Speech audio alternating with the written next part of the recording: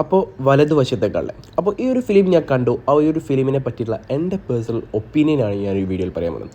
അപ്പം ഈ ഒരു ഫിലിം കാണാൻ പോകാനുള്ള മെയിൻ കാരണം എന്ന് പറഞ്ഞാൽ ഈ ഒരു ഫിലിം ഡയറക്റ്റ് ചെയ്തിട്ടുള്ള ജിത്തു ജോസഫ് എന്ന വ്യക്തി മാത്രമാണ്. നമുക്കറിയാം ജിത്തു ജോസഫ് ലാസ്റ്റ് ചെയ്തിട്ടുണ്ടായിരുന്ന ഒരു ഫിലിം അത്ര ഒരു വർക്കായിട്ടുള്ള പെരും ട്വിസ്റ്റായിട്ട് അത്ര വർക്കായിട്ടുണ്ടായിരുന്നില്ല. എനിക്ക് എസ്പെഷ്യലി വർക്കായിട്ടുണ്ടായിരുന്നില്ല എന്നുള്ളതാണ്.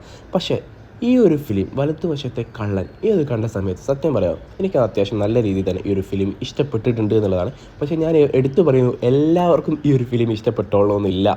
എനിക്ക് പേഴ്സണലി ഇത് നല്ല രീതിയിൽ വർക്കായിട്ടുണ്ട്. ഫസ്റ്റ് ഹാഫൊക്കെ നല്ല ലാഗ് ഉണ്ടായിരുന്നു, അത്യാവശ്യം നല്ല ലാഗ് ഉണ്ടായിരുന്നു. പക്ഷേ സെക്കൻഡ് ഹാഫൊക്കെ എത്തിയ സമയത്ത് പടപടപടയെന്നാണ് പോകാൻ തുടങ്ങി. അത് ഗംഭീരമായിട്ട് തന്നെ അതൊരു സംഗതി മേക്ക് ചെയ്ത് വെച്ചിട്ടുമുണ്ട് ജിത്തു ജോസഫ്. പിന്നെ ഇതേ എത്ര പടത്തിൽ ട്വിസ്റ്റില്ല എന്ന് പറഞ്ഞാലും ലാസ്റ്റ് ട്വിസ്റ്റ് ഇല്ലാണ്ട് നടക്കില്ല. അങ്ങനെ ഒരു ട്വിസ്റ്റും ഈ ഒരു ഫിലിമിൽ കൊടുത്തിട്ടുണ്ട് എന്നുള്ളതാണ്. അപ്പം ഈ ഒരു ഫിലിമിലെ പെർഫോമൻസും കാര്യങ്ങളൊക്കെ നോക്കുകയാണെങ്കിലും ബിജു മേനോൻ ആയിരിക്കട്ടെ, മറ്റ് ക്യാരക്ടേഴ്സ് ആയിക്കോട്ടെ, എല്ലാവരും നല്ല രീതിയിൽ ഒന്നും ഓവറാക്കാതെ മീറ്റർ പിടിച്ച് എല്ലാവരും ഈ ഒരു ഫിലിമിൽ പെർഫോം ചെയ്തിട്ടുണ്ട്. സൈഡിൽ കൂടി നിൽക്കുന്ന ആൾക്കാരാണെങ്കിൽ പോലും നല്ല രീതിയിൽ പെർഫോം ചെയ്ത് വെച്ചിട്ടുണ്ട് എന്നുള്ളതാണ്. സെക്കൻഡ് ഹാഫിന് ശേഷം ഈ ഒരു ഫിലിം എന്ന് പറയുന്നത് നമുക്കൊരു കൊറിയൻ ത്രില്ലർ ഫിലിം കാണുന്ന ഒരു സെയിം വൈബ് നൽകിയിട്ടുണ്ട്. ഫസ്റ്റ് ഹാഫ് നല്ല ലാഗാണ്.